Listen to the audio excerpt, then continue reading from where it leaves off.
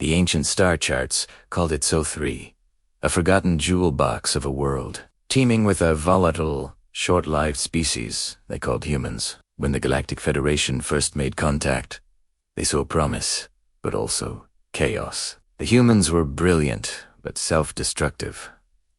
Their planet a beautiful mess of war, pollution, and tribal squabbles. The Federation offered them guidance, a place among the stars. But the humans, in their stubborn pride, refused to be vassals. They wanted to walk their own path, make their own mistakes. The Federation, seeing only a species destined for self-annihilation, simply left. They quarantined the system, labeling it a failed experiment, and moved on, erasing the memory of the loud, chaotic primates from their galactic chronicles. For 10,000 years, the Sol system was a silent, forbidden zone on all official star maps. Then came the Scourge, a biomechanical plague, a swarm of self-replicating dreadnoughts that consumed entire civilizations, turning worlds into barren husks. The mighty Galactic Federation, with its millennia of accumulated knowledge and power, was losing. Star system after star system fell silent. Desperation drove them to the forgotten corners of the galaxy, seeking any lost technology, any forgotten ally that might turn the tide. It was a junior archivist, sifting through quarantine data logs, who rediscovered the entry for Sol-3. An insignificant world, yes, but the logs mentioned the humans' uncanny adaptability and rapid technological leaps. Even in their primitive state, it was a long shot. A shot in the absolute dark, but the Federation was out of options. A grand flotilla, led by High Counselor Zor-El, warped into the Sol system, expecting to find either a dead, irradiated rock or a planet still trapped in primitive conflict. What they found shattered their every assumption. Orbiting the vibrant blue and green world was a Dyson swarm, a breathtaking network of habitats and energy collectors gleaming around the sun, a feat of engineering the Federation themselves had only theorized. Sleek, powerful warships, unlike any design they had ever encountered, moved with silent grace between the orbital rings. A single, powerful, and unbelievably calm voice echoed through their ship's comms, not with a standard greeting, but with a simple, unnerving question.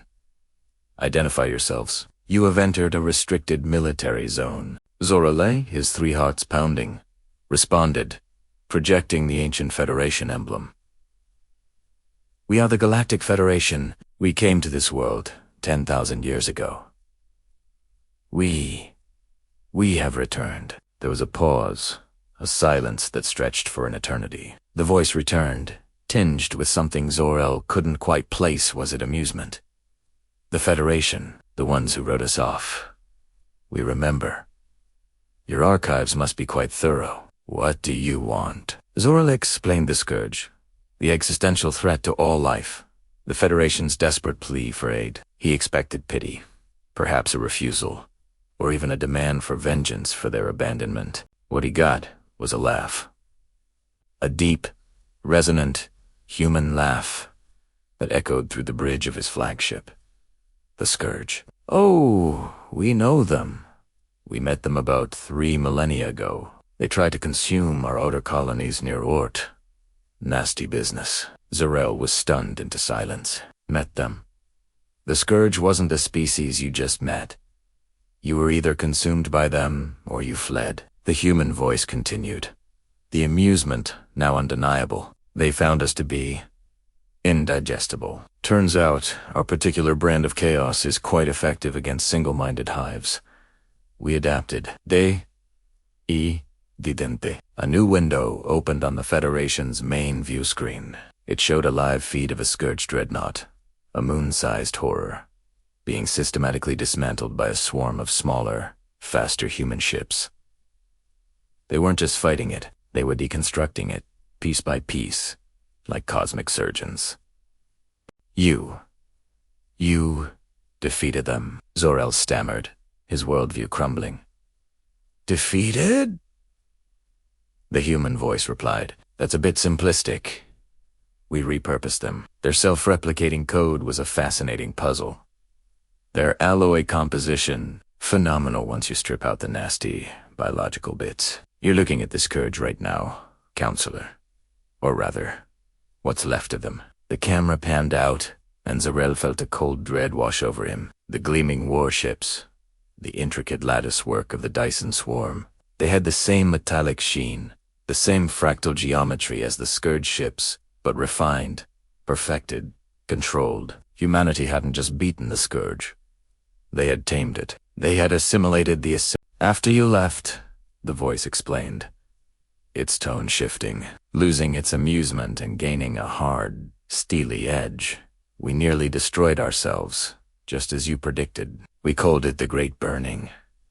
But we survived. We crawled out of the ashes and swore never again. Not by your rules, not by anyone else's, but by our own. We didn't look to the stars for saviors. We looked to ourselves for strength. We unified not through placid bureaucracy, but through a shared will to endure. We embraced our volatility, our chaos. It became our greatest weapon. It allows us to think in ways a homogeneous collective like the Scourge or the Federation never could. A single human ship, dwarfing Zor-El's flagship, detached from the orbital ring and glided towards them. It was a work of art and terror, a vessel forged from the nightmares of the galaxy, now flying under a human banner. You abandoned us because you feared our nature, the voice said, now emanating directly from the approaching vessel.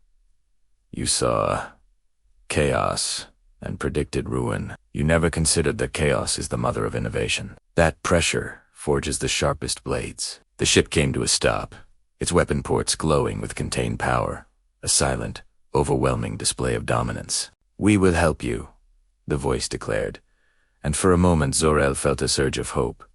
Then came the final, crushing words. But not as allies, not as equos. You will accept our protection under our terms. You will become a protectorate of the human soul mandate.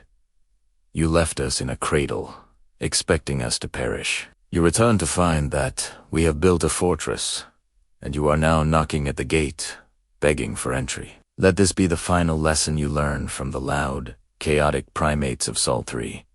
Be very, very careful about which fires you leave untended. They might just grow to consume the galaxy. On the bridge of the Federation flagship, surrounded by his defeated council, Zor-El could only stare at the transformed Earth, a monument to their galactic arrogance.